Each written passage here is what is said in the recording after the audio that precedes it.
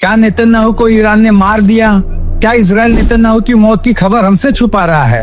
दुनिया की सबसे खतरनाक खुफिया एजेंसी मोसाद का बॉस, इजराइल का सबसे ताकतवर इंसान बेंजामिन नेतन्याहू क्या वाकई जिंदा है?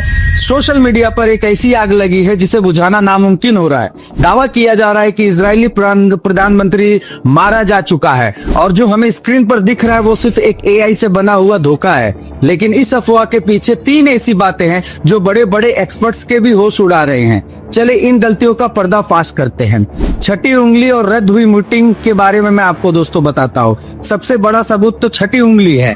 हाल ही में नेतन्याहू का एक वीडियो सामने आया जिसमें लोग दावा कर रहे हैं कि उनके हाथ में 6 उंगलियां दिखाई दे रही है।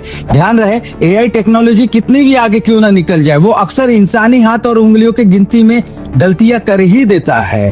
तो क्या ये वीडियो किसी बंद कमरे में कंप्यूटर पर बनाया गया हुआ था?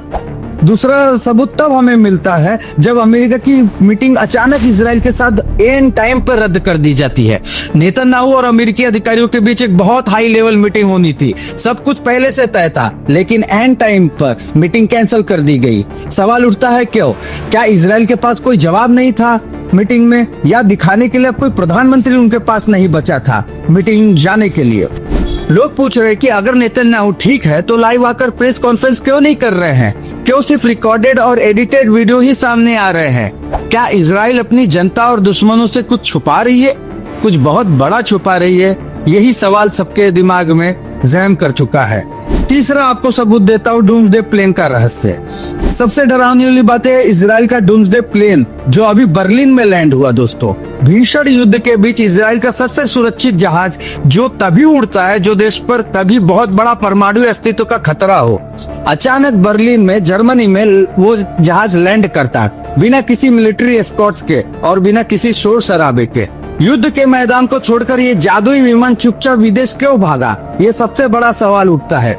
क्या इसमें कोई वीवीआईपी बॉडी थी या फिर पर्दे के पीछे कोई बहुत बड़ा सच छिपाया जा रहा है?